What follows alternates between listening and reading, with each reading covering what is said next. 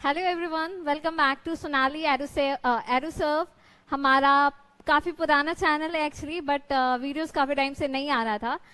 So let's back with the interesting topic जो हमारा bacteriology का मोस्ट लाइक प्रोमिनेंट और कहते हैं सबसे ज़्यादा पूछा जाने वाला ऑब्जेक्टिव और थियोरेटिकल क्वेश्चन इस टॉपिक से आते हैं।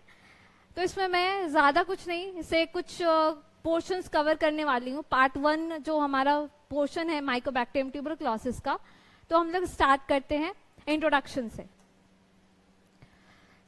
यहाँ पे फर्स्टली हमें देखना है कि माइकोबैक्टीरियम ट्यूबरक्लोसिस जो डिजीज होता है कौन से ऑर्गेनिज्म से कॉज होता है, कैसे ये ट्रांसमिट होता है। तो देखते हैं हम लोग। Tuberculosis is a bacterial infection that usually affects your lungs. ये क्या है? एक बैक्टीरियल इन्फेक्शन है जो मेनली हमारे लंग्स वाले एरिया को, लंग्स वाले ऑर्गन को अफेक्ट करता है। It can also spread to other organs. ये मेनली जो है लंग्स वाले एरिया को अफेक्ट करता है, बट ये अदर ऑर्गन्स को भी क्या कर सकता है? अफेक्ट कर सकता है।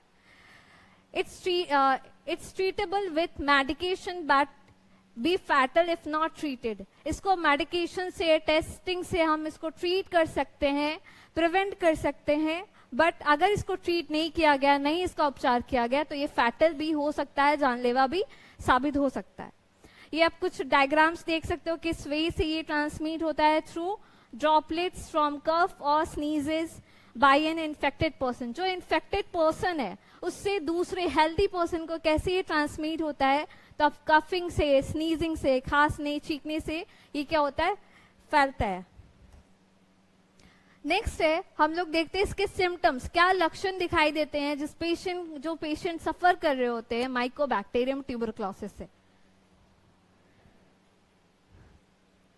Active TB symptoms include bad cough lasting longer than 2 weeks. ऐसा कफ जो मोर देन 2 वीक्स, 2 हफ्ते से ज्यादा रह रहा है।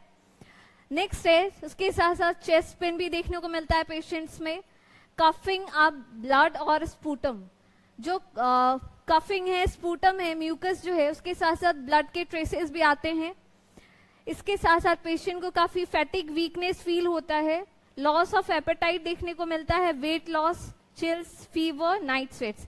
ये सारे लक्षण जो हैं माइकोबैक्टीरियम ट्यूबरक्लोसिस टीबी के पेशेंट्स में जनरली ये साइन एंड सिम्टम्स देखने को मिलता है। ये कुछ आप डायग्राम्स भी देख सकते हो। Fever, फैटिक, weight loss generally patient को देखने को मिलेगा।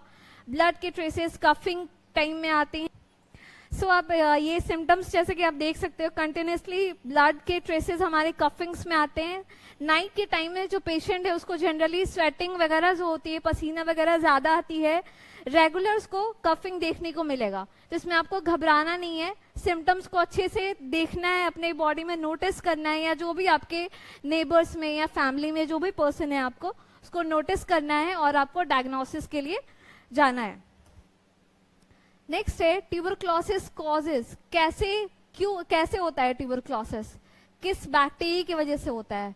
तो माइकोबैक्टीरियम ट्यूबरक्लोसिस बैक्टीरिया जो है टीबी कॉज करता है।